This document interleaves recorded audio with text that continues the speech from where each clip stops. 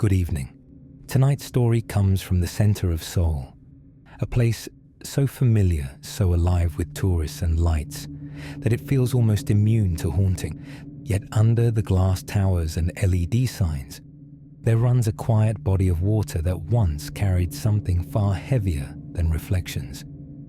This is not about superstition, nor about horror in the usual sense. It's about how memory seeps through concrete, how forgotten lives sometimes find their way back through the current. Tonight, we investigate the ghost of Cheonggyecheon stream. It begins in 2006, 2 years after the grand reopening of Cheonggyecheon. The restoration project had been celebrated as proof that Seoul could heal its wounds, tearing down the overpass, reviving the buried stream, transforming a symbol of urban decay into a corridor of beauty. Beneath the glass railings, clear water trickled through stone beds. At night, blue light shimmered beneath footbridges as couples strolled and office workers passed on their way home. But for those who remembered what had been there before, the grey water, the makeshift shacks, the faint smell of machine oil, the new Cheonggyecheon felt a little too clean, a little too silent. In the early weeks after the stream's unveiling, maintenance workers began to notice something peculiar. During night inspections, just past midnight, the automatic water pumps along Section 5 would activate at random, even when pressure levels were normal. Security footage sometimes captured a faint ripple traveling upstream against the current. At first, it was dismissed as air in the pipes or minor pressure fluctuation. Then one night, a technician named Kang heard what he described as a breath, short and wet, like someone surfacing from underwater. The sound came from beneath the Gwangjong Bridge, near the spot where the stream bends slightly east before disappearing under the Seoul Arcade. That sound, faint but rhythmic, would become the repeating motif of this story. A soft inhale, as if the city itself were remembering how to breathe. To understand Cheonggyecheon, you have to understand its layers. Long before the glass railings and promenades, this was a drainage canal that ran through Seoul's industrial heart. In the 1950s, post-war poverty turned its banks into a dense settlement. Tens of thousands of squatters, refugees, and street vendors who built homes out of corrugated iron and scrap wood. They lived without plumbing, some without names in the registry, their lives folded into the city's blind spots. By the 1970s, the stream had become a symbol of squalor, so the government decided to bury it, covering the water with concrete, then building an elevated highway on top. The people were evicted. Some moved to new apartments on the outskirts. Many simply disappeared. When the restoration began in 2003, engineers unearthed fragments of that forgotten time.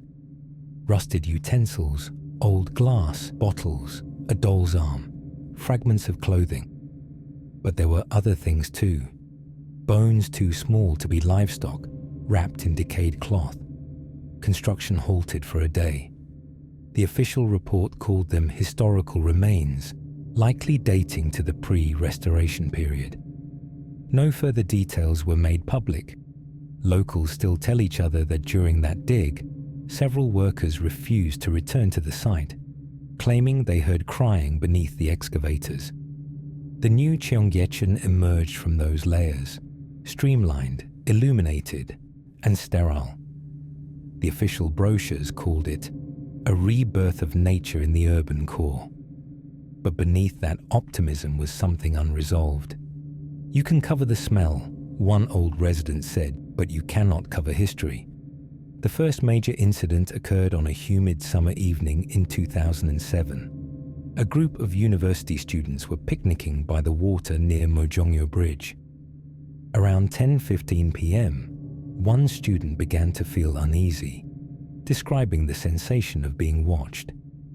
He looked down and saw what he thought was a child crouching under the opposite ledge. half submerged. When he pointed it out, his friends saw nothing, only ripples. Minutes later, his phone slipped into the stream. As he reached down, he swore he felt a small, cold hand brush his fingers. He stumbled backward, cutting his palm on the stone edge. His friends laughed it off until they noticed the wound pattern, thin, perfectly parallel scratches, as if from nails. 2 weeks later, a night cleaner found her mop dripping red.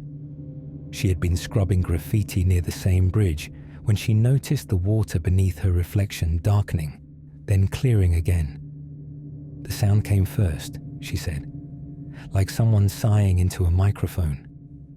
Then it was quiet, but the air felt thick, heavy, like it wanted to pull me down. She quit the following day. Reports multiplied. People claiming to see ripples moving against the current, faint sobbing under the bridges, or the reflection of someone standing behind them when the walkway was empty. Maintenance logs from the Cheonggyecheon management office record at least 14 public disturbance calls between 2007 and 2009, most citing unidentified reflection or crying sounds in water. None were ever confirmed. The motif repeated itself. The faint inhale, sometimes caught on microphone, sometimes only felt. Engineers ruled it out as mechanical noise from nearby vents. But when one of them, a technician named Kim, checked the recordings, he noticed something peculiar. The waveform of the sound repeated every 8.4 seconds, too regular to be random. He tried replicating it by running the pumps at different pressures.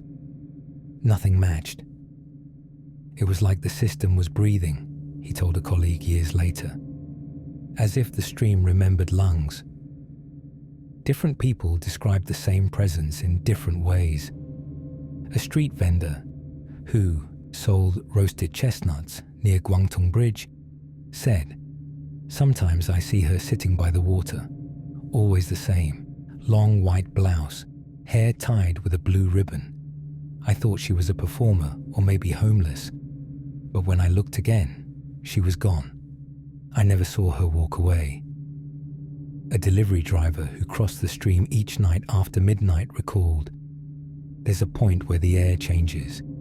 You feel pressure, like the tunnel breathes out. Sometimes the mist rises even when it's not cold. Once I heard a woman humming, an old folk song, maybe arirang. It stopped the second my foot touched the bridge. Then there was an older man, identified only as Mr. Bay, who had lived through the 1960s demolitions. I lost my little sister there," he said in a recorded interview for a 2011 university project. "She was 5. We had no money, no place to go.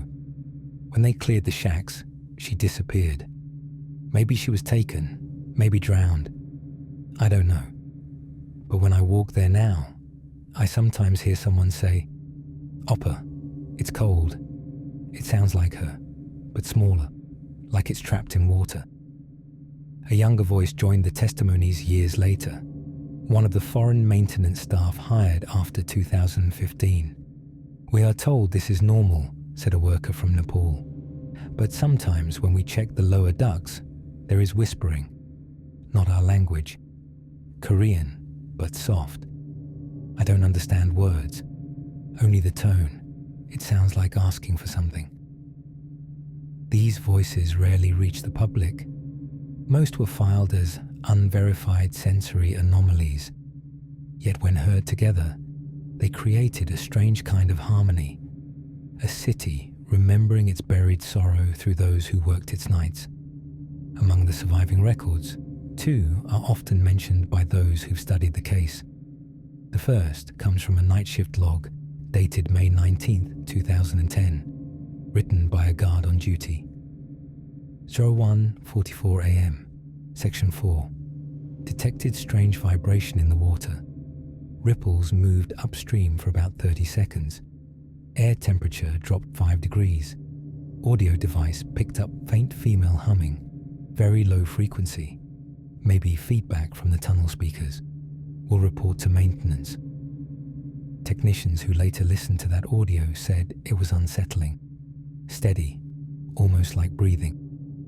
Then, near the end, came two whispered syllables that sounded unmistakably like naga, the Korean words for go out. The second artifact is a maintenance report from 2016, where an inspector noted seeing a set of wet footprints leading up the concrete slope toward Jongno, after hours of no rain. The prints ended at the railing, then stopped. Security footage showed nothing entering or leaving.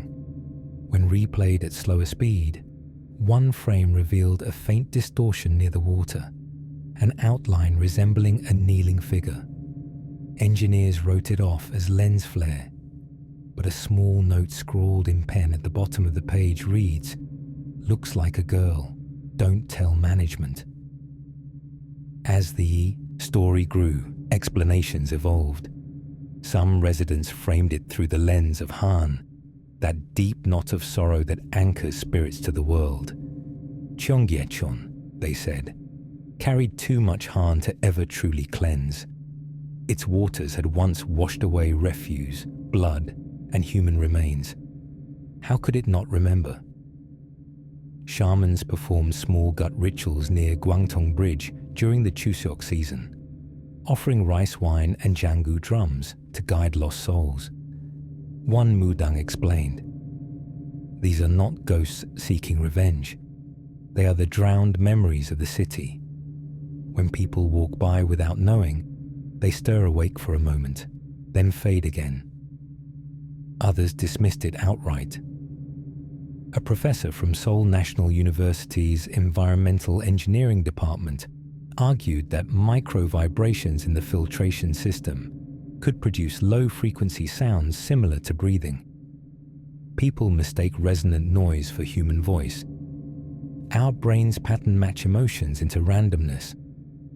Skeptics also cited psychoacoustics, how repetitive sounds like dripping water or pump hums can trick the ear into perceiving speech or sighs. Yet even the skeptics hesitated to explain the timing.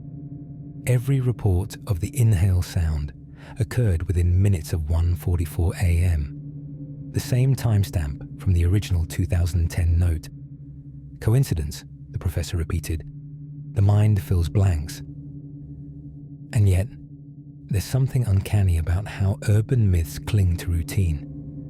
The ghost of Cheonggyecheon didn't appear in thunderstorms or abandoned buildings.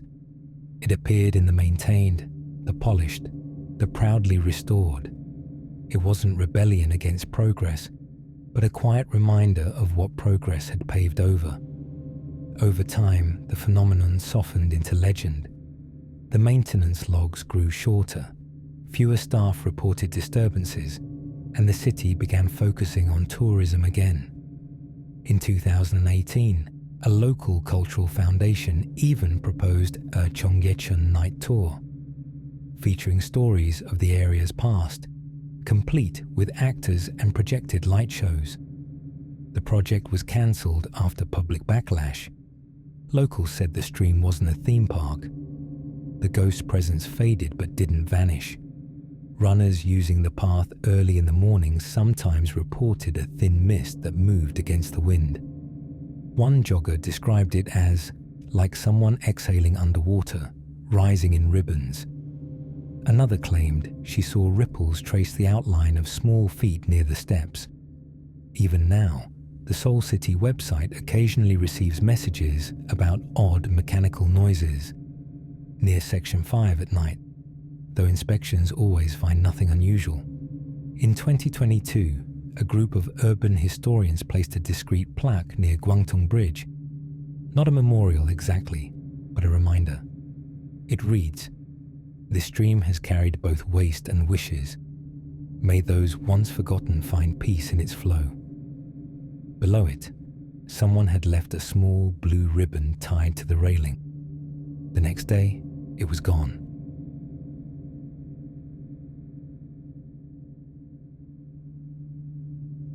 If you visit Cheonggyecheon today, you'll find it serene and spotless.